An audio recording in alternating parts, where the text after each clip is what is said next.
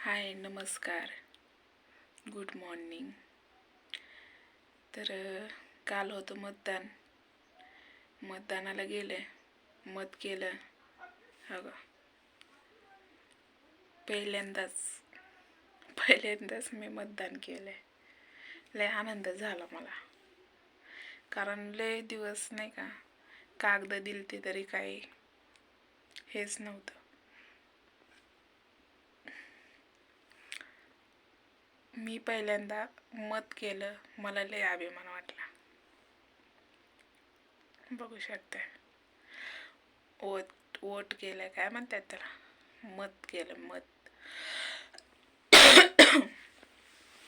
खोकला काही थांबा नाही, आलं खाल्लं, झोपेत आलं तरी तोंडात टाकलं तरी पण खोकला काही थांबा नाही.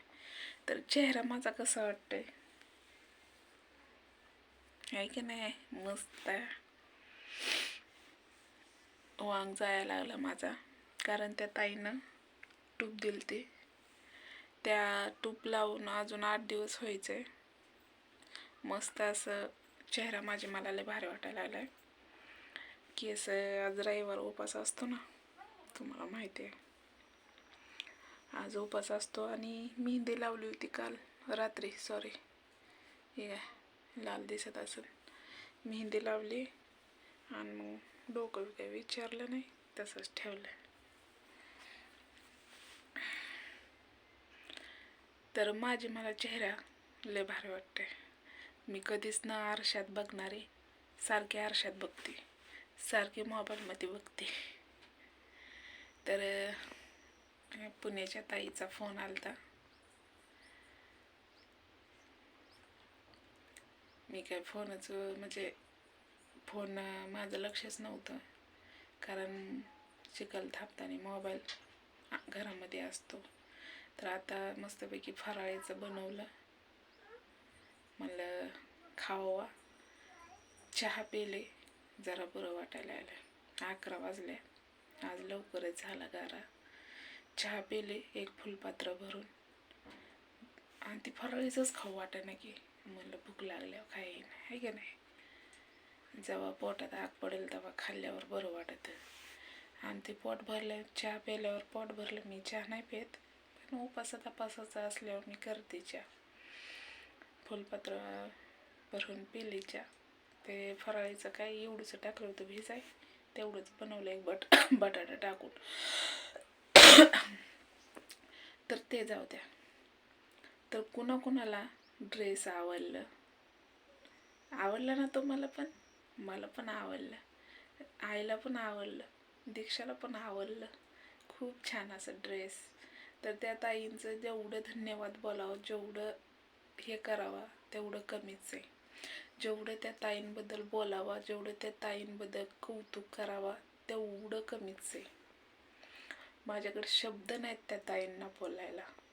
कारण त्या ताई कोणत्याही संकटात किती धावून आल्या ना, मला लय भारी वाटलं. तसंच अन्वीला पण आपल्या रक्त भरावंच लागणार आहे.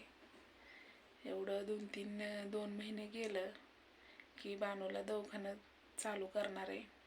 कारण माझी धावपळ लय होणार आहे, मी एकलीच असणार आहे. कारण सरकारी मी खाजगीमध्ये नाही करू शकत, कारण माझ्याकडे एवढं पैसे नसणार आहेत. आणि खाजगीत तर जायचं म्हटलं तर तोंडची बात नाही, एवढं पैसे मी आणणार कुठनं, बरोबर आहे का नाही. तर म्हणलं सरकारीमध्ये लाभ घ्यावं, म्हणलं सरकारीमध्ये भरावं, म्हणलं बानूला रक्त.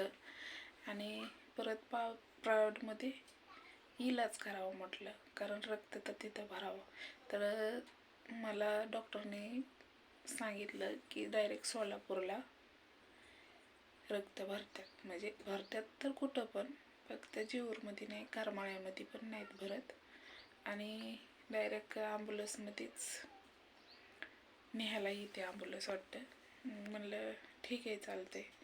2 महिने तर काय करू शकत नाही. एवढं 2 महिने झालं तोपर्यंत बानूला इलाज चालूच आहेत घरचं. ज्यूस, फळं नेणं, फळं नेऊन तिला ज्यूस करणं.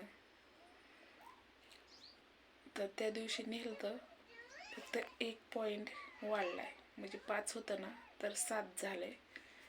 तर असंच वाढेल असं मला वाटतंय. पण कसं आहे माहिती आहे का, दवाखान्याची इलाज करतात ते आपण घरी करू शकत नाही. एवढं घरी पण करू शकतो, फक्त फळं कुठं काय म्हणा, पालक भाजी म्हणा. आता काल मी काल गेल्यावर काही फळं नेली नव्हती, कारण माझ्याकडे पण पैसे नव्हते. फळं बी नेली नाहीत. आधीची होती, आईला विचारलं फोन करून, म्हणलं बाणूची फळं संपली का आहेत? म्हणले आहेत म्हणली, डायरेक्ट सोमवारीच घेऊन ये म्हणली. मग आता उद्या, आज बाजार रविवार, मग आता उद्या सोमवार, मग आज बाजारातनं आणायचं. गरिबी लायकी काय करायचं. 1000 रुपये दिलेलं, 500 रुपयाचा बाजार कसा तरी भरायचा आणि 500 रुपये तिथं किराणा हे आणून द्यायचा घरी.